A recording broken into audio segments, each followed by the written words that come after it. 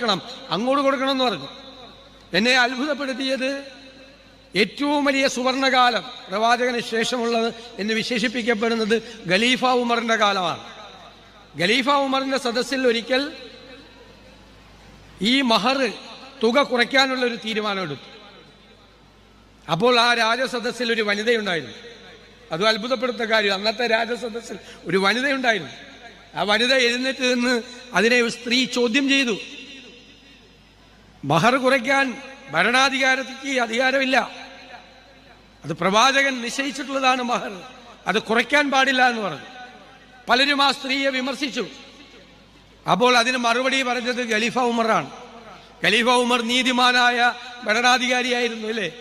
നീതിമാനായ ഭരണാധികാരി, ലോകം ഇതുവരെ കണ്ടിട്ടുള്ള ഏറ്റവും നീതിമാനായ